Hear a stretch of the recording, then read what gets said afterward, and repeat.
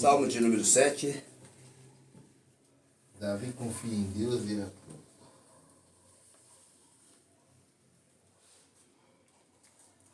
partir do verso 1 diz: O Senhor, meu Deus, ó Senhor, meu Deus, em ti me refugio. Salva-me de todos os que me perseguem e livra-me, para que não arrebatem a minha alma como leão, despedaçando-a, sem que haja quem a livre. Ó Senhor, meu Deus, se fiz isto, e se há culpa nas minhas mãos, se paguei com o mal a quem tinha paz comigo, ou sem causa despojei o meu inimigo, então persiga o inimigo a minha alma e alcance-a. Calque aos pés a minha vida sobre a terra e reduza a pó a minha glória. Levanta-te, ó Senhor, na tua ira. Levanta-te contra o furor dos meus adversários. Desperta-te, ó meu Deus. Decreta a justiça. Reúna-se ao redor de ti a Assembleia dos Povos. Governa-os das alturas. Julgue o Senhor dos povos. Julga-me, ó Senhor, conforme a minha retidão e conforme a integridade que há em mim. Tenha misericórdia, tenha fim a malícia dos ímpios, mas estabeleça seu justo. Pois tu, ó justo Deus, sondas as mentes e os corações. O meu escudo está com Deus, que salva os retos de coração. Deus é um juiz justo, um Deus que expressa a sua ira todos os dias. Se o homem não se converter, Deus afiará a sua espada, armado e teso está o seu arco. Ele preparou as suas armas mortais, porá em ação as suas setas inflamadas contra os perseguidores. Aquele que está com dores de perversidade e concebe a malícia dá à luz a falsidade. Aquele que cava um buraco e o faz fundo, cai na cova que faz. A sua malícia recai sobre a sua cabeça, a sua violência desce sobre o seu crânio. Eu renderei graças ao Senhor por causa da sua retidão e cantarei louvores ao nome do Senhor Altíssimo. Bom, aqui é um texto maravilhoso, texto poético, evidentemente, isso aqui tem uma entonação, tem uma harmonia, porque é louvor, né? É salmo que os judeus cantavam, salmo cujo compositor foi Davi. A respeito de Cush, ou Cush, como preferir. Quem foi esse homem? Um benjamita. Cush foi parceiro de Saul. Cush. Você pode ler como Cush ou Cush. Ou Cushes. Ou Cushes. Cuxê. Está escrito aqui, Cuxê. Ou Cushes. Temos várias definições aí, mas enfim, esse indivíduo ele era parceiro de Saul. Saul não era judeu. Saul era benjamita. E parece que não, mas esse texto poético tem referência no primeiro livro de Samuel, capítulo 9, versículo 1. Vamos abrir? Primeiro livro de Samuel, capítulo 9, versículo 1.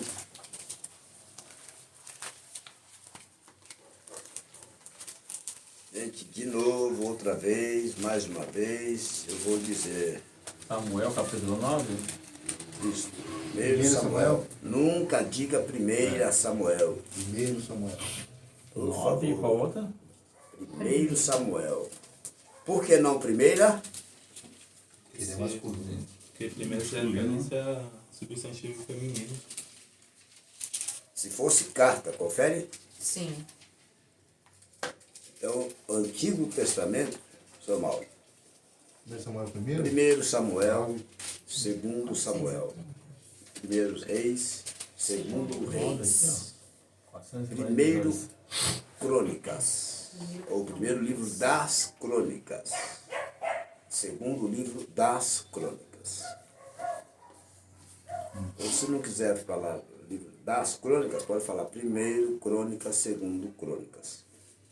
Existem alguns desinformados aí, pregadores, que sempre quando vão citar esses livros do Antigo Testamento, eles dão como carta. Então, eles falam 2 Samuel, 1 Samuel. E detalhe, já ouvi pessoas Reis também. que eu disse, ensinei em escola dominical e em seminário, que é primeiro. Aí o cidadão parece que para provocar, tão logo pega o microfone, Porque eles não estão nem aí. cita primeira. É pra, tipo uma provocação, não é possível. Porque Eu acabei de falar. É um cara pálida, né? Não é não possível. quer aprender. Tão logo o cara pega o microfone, ele tem coragem de citar primeira, quando na verdade primeira. Por que não é primeira? Porque isso não é uma carta. Novo Testamento 1 Samuel. é carta ou epístola. Depois eu vou explicar para vocês a diferença de epístola para carta. Sei que eu fiquei na dúvida. Mas seja epístola ou carta, é substantivo feminino. Isso eu expliquei para vocês no início. Então, quando é tem substantivo anota tanto que não sabe feminino, onde anota. então, acho que não vai estar bom aqui. Ó, primeira.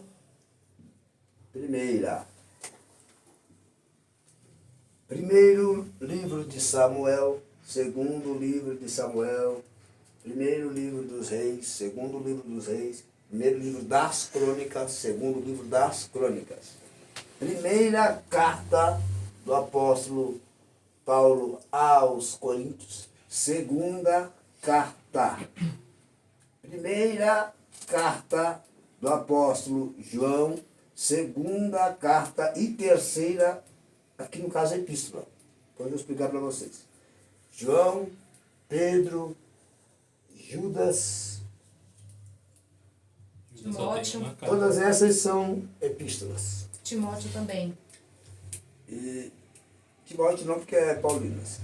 As cartas paulinas são cartas, não é epístola. Mas existem algumas epístolas de Paulo que eu vou explicar para vocês quais são. A minha está Bom, escrito como epístola. mas a questão não é aqui, ó. Em ser primeira, Novo Testamento, é substantivo feminino, seja carta, seja epístola, é substantivo feminino. Livro, substantivo masculino. Isso aqui não é ideologia que aprende, não. Isso aqui é o Mobral. É o primário. A professora dizia o quê? Garrafa, substantivo feminino. Lápis, substantivo masculino. Porta, substantivo feminino. Chão, substantivo masculino. Lousa, substantivo feminino. Então, para associar o que é feminino e o que é masculino. Aí o cidadão talvez não estudou lá, achando que não ia precisar, e agora lê Bíblia, Aqui, ó, na minha. ao invés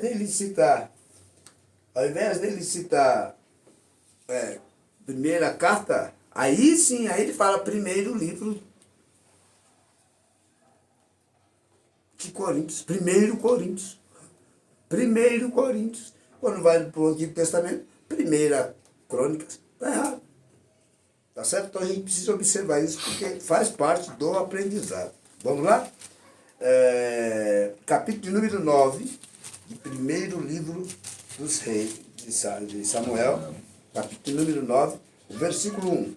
Diz assim: havia um homem de Benjamim, cujo nome era Quis, filho de Abiel, filho de Zerá, filho de Becorate, filho de Afia, benjamita, homem forte e valoroso.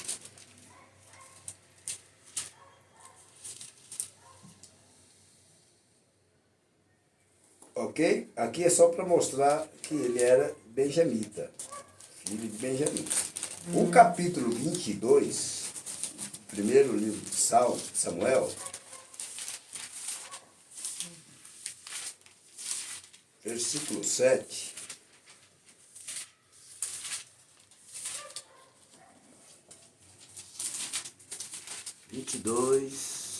Qual o número aí? Qual o 7. livro? 1 Samuel, capítulo 22, Primeiro versículo Samuel, 7. 7. Então disse Saul. Diz o seguinte: então disse Saul a todos os seus servos que estavam com ele: ouve, filhos de Benjamim, dar-vos-á também o filho de Jessé, a todos vós, terras e vinhas, e vos fará a todos chefes de milhares e chefes de centenas, para que todos vós tenhais conspirado contra mim?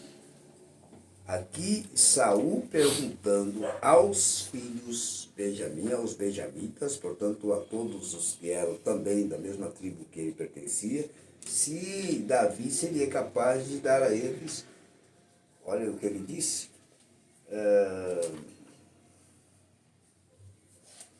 chefe de milhares e chefe de centenas. Chefe de milhares, chefe de centenas. Ou seja, a pergunta dele aqui é uma pergunta provocativa. Porque qual era a intenção de Saul? Aqui, Saul estava perseguindo Davi. Então ele chama os seus servos, seus homens, e faz esse tipo de pergunta: se Davi seria capaz de dar a eles tropas. Ok? O que nós estamos estudando é sobre a oração de Davi do número 7 de Salmo, né? Falando Samuel, aí tem que falar Salmo, Samuel, complica. Então Davi, quando fez a oração, ele estava trazendo a Deus esta situação. A situação da perseguição. Então, quando ele faz menção aos adversários, ele está referindo-se, pois não? Quando ele fala acerca de Cuxi, o Cuxi seria um amigo dele. Ele seria da mesma tribo. Cuxa é da mesma tribo de Saul. Não, eu sei que quando você leu aqui, eu pensei que ia falar desse Cuxi. Não, mas nós temos outras referências aqui que a Por gente isso que eu pode fiquei chegar lá. curioso. Eu falei, Tá, mas não seja por isso, quer ver? Vamos lá. Vamos à próxima referência. 1 Samuel, capítulo 24.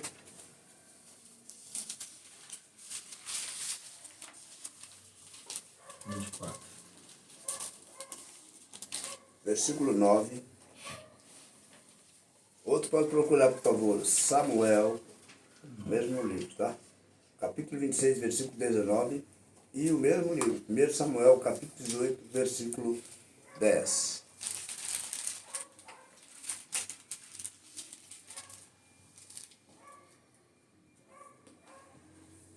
Samuel 24, o quê? 24, 9? E o 1 Samuel 10. É o 24, 1 Samuel 18, 10 ao 24. É bem comprido o texto. Mas antes, vamos por partes. Vamos pelo que eu citei primeiro aí. 24. Samuel 24, 9.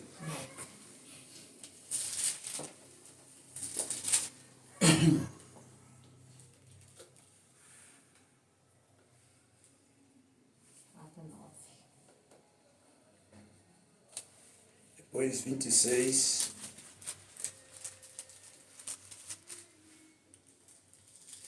Dezenove. Pois não. Só uma sugestão. Você poderia citar os versículos da Bíblia e fizer com... Tipo, deixar que cada um de nós lesse para a gente poder ir se adaptando mais à leitura, à Bíblia. Fica bom. Eu vou pegar a lição de vocês. Lembra que nós fizemos isso? Lembra? Nós pegamos a Não, lição. eu lembro, mas a um gente por um. poderia colocar como, né? Cada Fica um bom. lia, não é? É. Porque a gente vai perdendo mais o medo, acostumando mais com a Bíblia. Tá bom. Eu posso até fazer isso, mas isso vai ajudar vocês caso vocês pegam diariamente. É verdade. Sim. Se vocês lerem um versículo, um livro, depois Atrapalha um pouco. outra... Não, não é que atrapalha. É que se vocês não pegarem com frequência, vocês não vão se familiarizar, porque a leitura bíblica é diferente de uma leitura secular. Você tem o hábito de ler um livro de romance, você consegue entender as palavras porque já se familiarizou com aquele perfil de escrita. A Bíblia ela é complexa porque traz nomes que a gente não tem familiaridade. Certo? Então ele exige muito respeito a pontuações, mais do que os livros. Então, como ela é complexa por si só, quando você não respeita a pontuação, você começa a desentender, você começa a ter confusão do texto e não consegue chegar ao contexto. Mas a gente pode estar fazendo isso para ajudá-los. Espero que ajude. Mas vamos lá. Encontrar as referências? Quem encontrou Salmo, 1 Samuel, capítulo 24, versículo 9? Capítulo 26, versículo 19? O 24:9 eu achei aqui. 24, 9? Isso. Tá, lê o 24, 9. Vai lendo. Lê para mim o 24, 9. Alguém lê o 26, 19. Outro lê o 18. Capítulo 10 ao 24. Esse capítulo 10 ao 24 aqui é mais extenso. 26, 19, capítulo 10, capítulo 18, 28. do 10 a 24. O 24:9 pode ler? 24, 9, lê. E disse Davi a Saul: por que dás tu ouvido às palavras dos homens que dizem: eis que Davi procura o teu mal? Eis que este dia os teus olhos viram que o Senhor hoje te pôs em minhas mãos nesta caverna, e algumas disseram que te matassem, porém a minha mão te poupou, porque disse: não estenderei a minha mão contra o meu Senhor, pois o ungido do Senhor. Olha, pois meu pai vê aqui a orla do teu manto na minha mão, porque cortando-te eu a orla do manto, te não, diga aqui, e te não matei, adverte, pois, e vê que não há a minha mão, nem mal, nem prevaricação nenhuma, e não pequei contra ti, porém tu andas a caça a minha vida, para me tirares. Aí tá no 12. Continua? Nossa, foi até o Julgue 12. o Senhor entre mim e ti, e vingue-me ao Senhor de ti. Porém a minha mão não será contra ti, como diz o provérbio dos antigos. Dos antigos. Dos ímpios procede-me o impiedade, porém a minha mão não será contra ti. Ok. Aí no caso o diálogo entre Davi E e Saul. Samuel. Ok? E Saul. Observa que Davi faz menção aos servos de Saul, são os benjamitas, que de certa forma também tinham planos de pegar Davi. Porém, não tiveram a mesma habilidade da perseguição de guardar o próprio Senhor, porque Davi consegue, nessa caverna, pegar o manto, né, a orla do manto de Saul, cortar a orla do manto de Saul, e todos estavam dormindo, e ele saiu de fininho e depois gritou: ó, Senhor, aqui está a orla do teu vestido e tal. Então, se ele quisesse, teria matado Saul.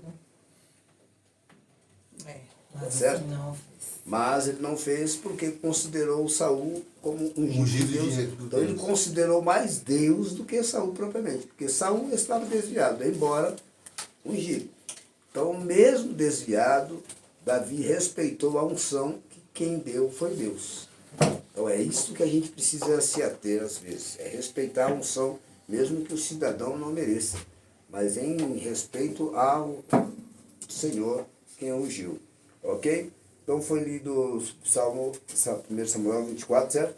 E agora o 1 Samuel, o 26, 19, quem encontrou? 19.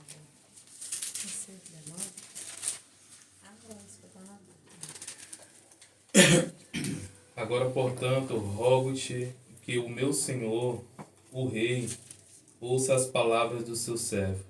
Se o Senhor te incitou contra mim, que aceite uma oferta. Mas se forem os filhos dos homens, malditos sejam eles diante do Senhor.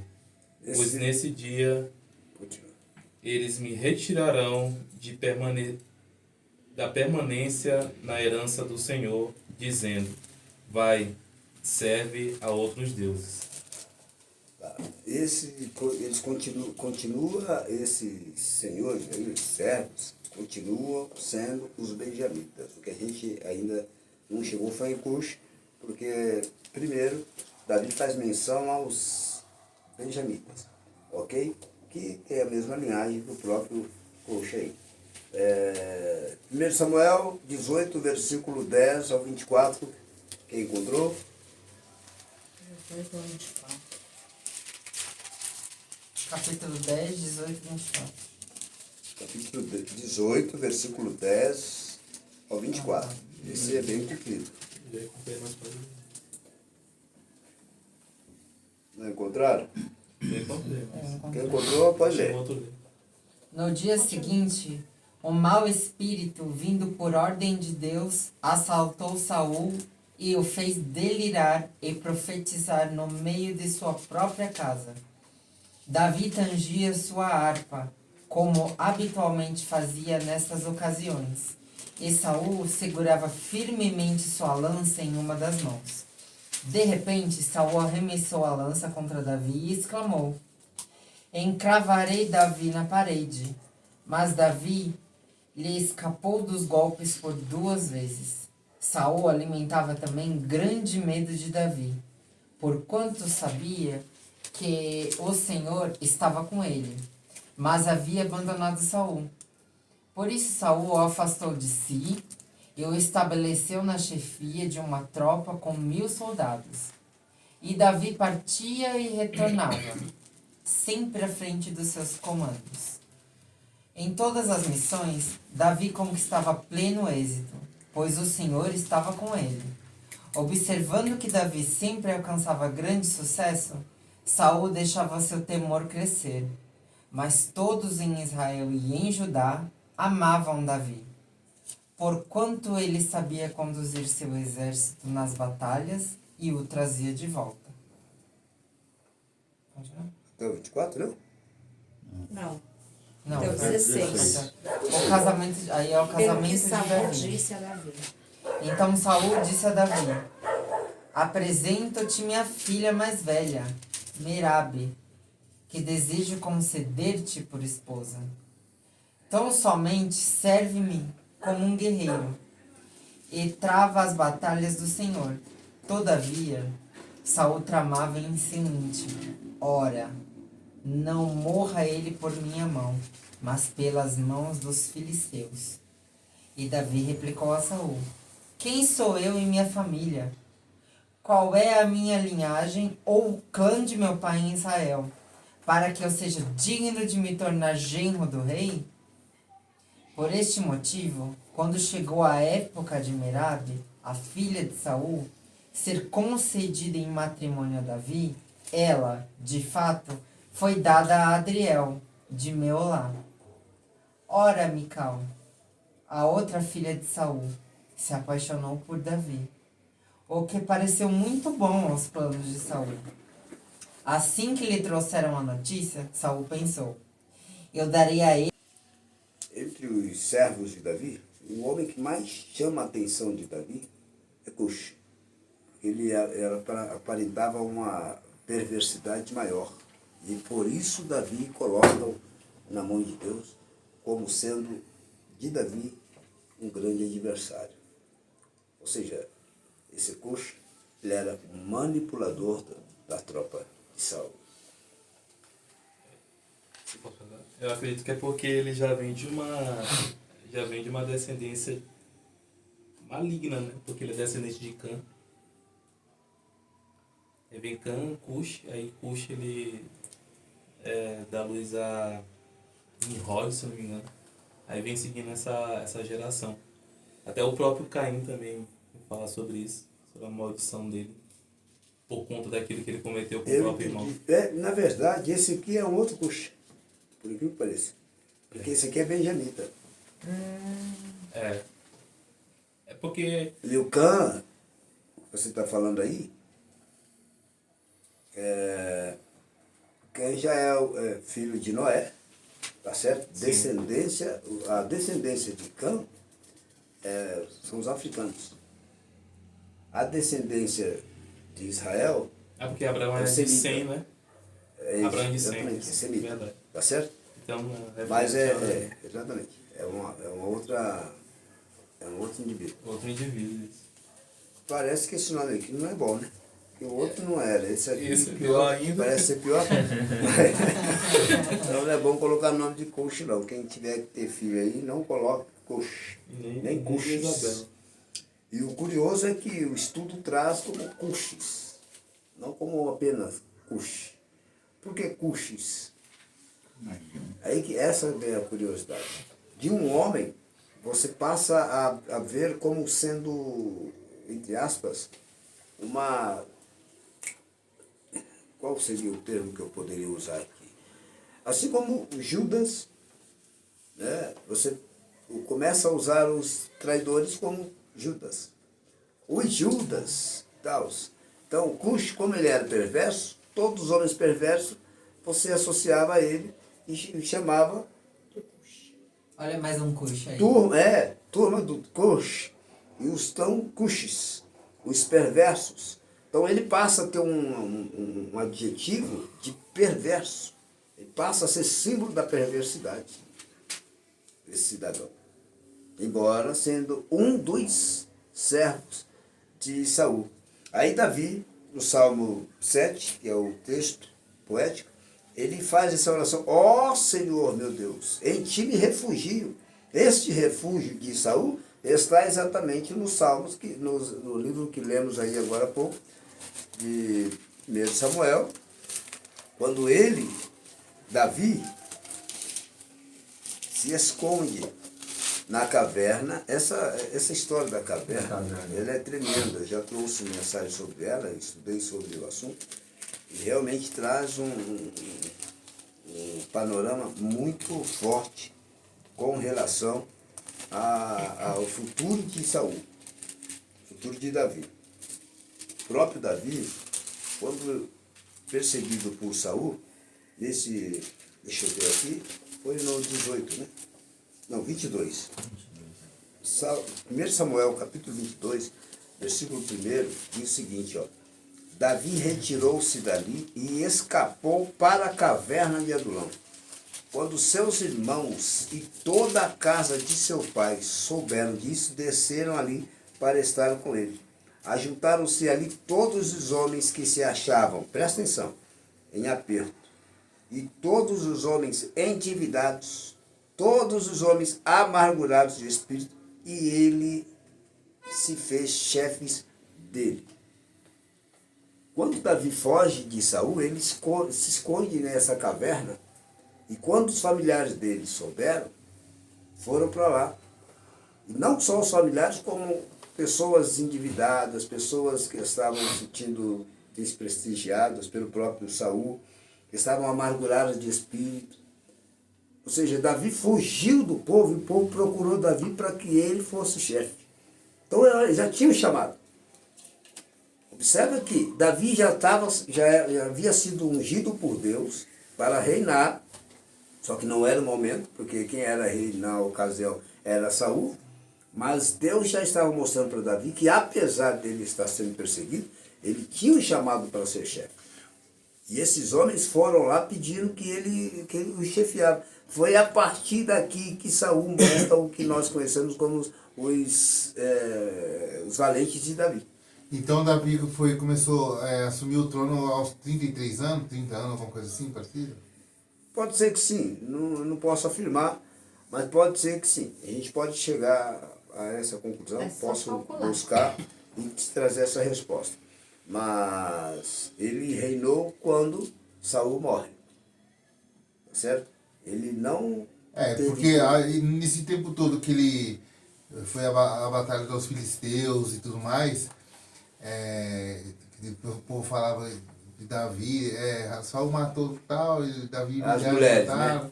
tal. Ele já estava vendo na promessa. Ali Deus já estava preparando ele já, não estava? Não, o preparo de Desde o Deus. dia que ele foi ungido, que foi o profeta Samuel, foi à casa de Jessé convidar ele para Deixa eu anotar. um Sacrifício. sacrifício, ali já Os começou a ter um 300. preparamento com o Golias e todas as outras demais coisas também, né?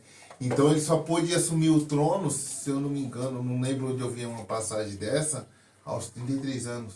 Só me recorda isso. Pode haver essa conjectura, não posso afirmar, mas posso buscar essa confirmação e te trazer na próxima aula. Talvez sim, talvez não.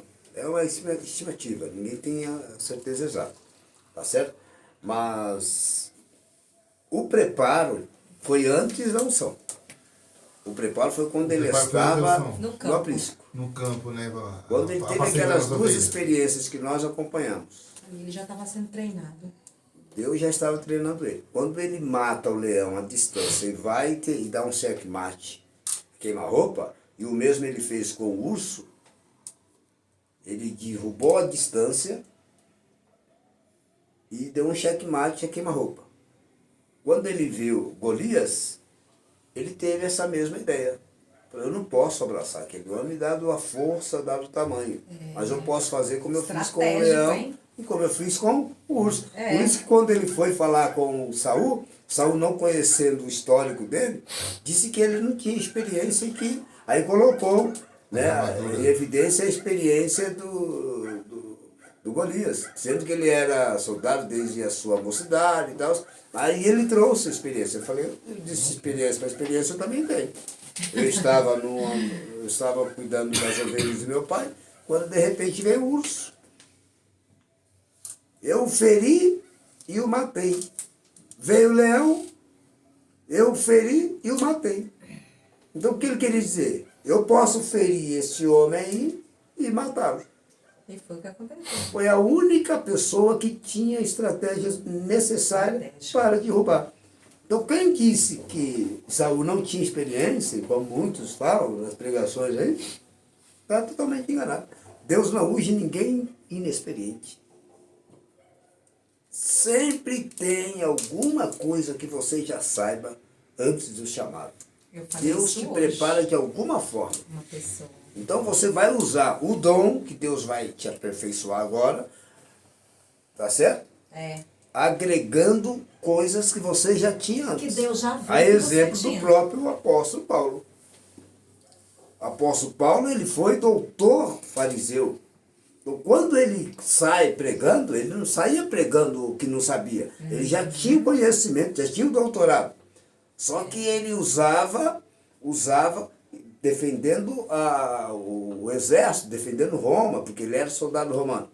E ele amava a lei, por isso que ele defendia a lei, e pela lei o povo cristão sofria na mão dele, porque o povo cristão não seguia a lei. E ele tinha prazer pela lei. Ou seja, de qualquer forma, ele tinha um preparo. Ok? A exemplo do próprio Davi, como nós estamos vendo aqui. Essa perseguição que ele sofreu foi Deus permitindo, porque ele tinha habilidade para fugir. E tinha habilidade também que, se quisesse, matar. Tanto que as 2, 3 vezes que ele teve a oportunidade, ele mostrou para o rei que ele não tinha intenção de fazer. Embora tivesse sido incentivado pelos seus servos e motivados também pelos servos de Saul, que queria matar. Então, ao invés de morrer, eu posso matar, mas não, pelo contrário. Ele não fez nenhuma coisa e nem outra, porque ele soube esperar o tempo de Deus. Tá certo?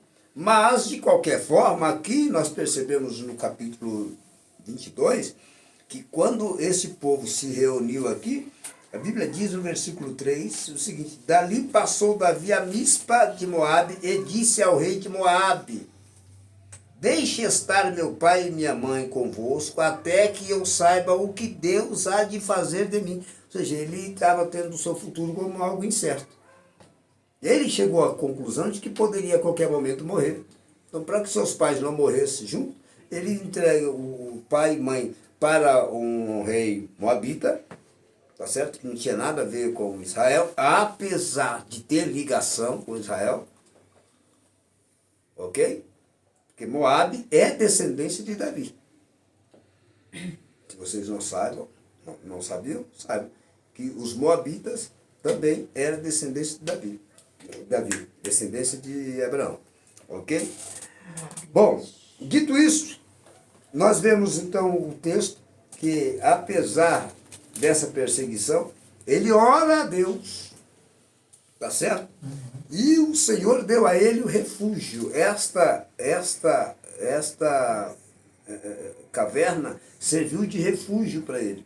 Então, quando ele fala de refúgio, ele lembra que, apesar de estar aparentemente guardado ali, o refúgio dele, quem protegia ele era Deus.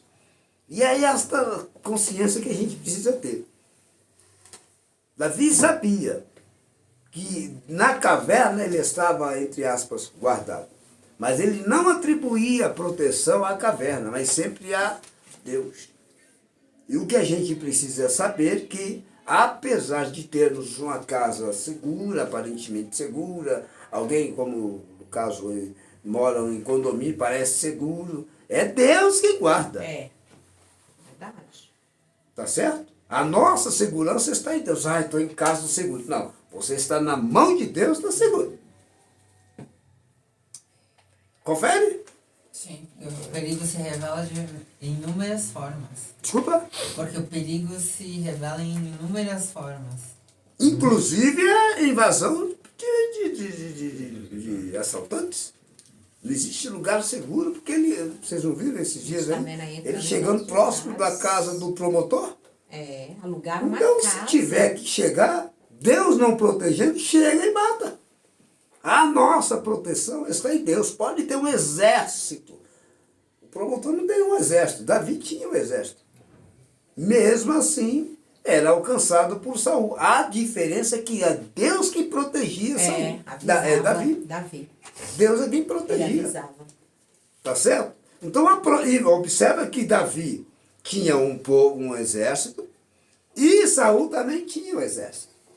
No entanto, Davi conseguiu passar pelo exército que estava dormindo, corta a orla do vestido de Saul, tá certo? Leva a tua lança e ao longe grita. E aí Saul acorda, procura a lança, cadê a lança? Está aqui. É, Davi. Estava protegido? Não. Um exército dormindo. Né? Então, por isso a Bíblia diz, Se fizesse, tinha matado todo mundo. nos Salmos 21, que nós vamos ler, né? Quando tem a pergunta, eleva meus olhos para o monte de onde me veio o socorro. Meu socorro veio do Senhor que fez céu na terra. Ele não vacilará, ele não deixará os teus pés vacilar. Tá certo? Aí ele diz também, e eis que não tosquenejará, ou seja, cochilará nessa hora.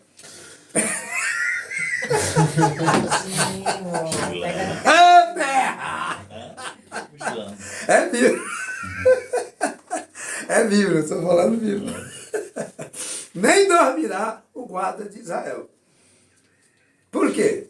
Porque os servos de Davi, de Saul, cochilaram, dormiram, adormeceram. Saul também.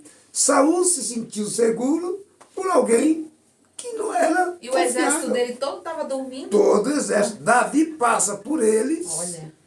procura o rei, vai até o rei, corta a orla do vestido, pega a lança do rei e sai. Passou por eles e saiu. Com o exército. Ele não quis matar ninguém, né? Ou seja, ele não saiu sozinho, saiu com o seu exército e detalhe, ninguém percebeu. Só no pesado, né? Né? Só no pesado. Não, foi Deus que colocou Deus isso que no pesado. colocou. É, se a gente for pensar. É. Houve uma ocasião que Davi disse, Davi pensou alto. Deus mesmo. Quando Davi preparou esses homens aqui que eu estou dizendo para vocês, que eles funcionaram valentes de Davi, A gente pode um dia voltar a falar sobre esses homens para vocês lembrarem e nunca mais esquecerem do que esses homens foram capazes? Um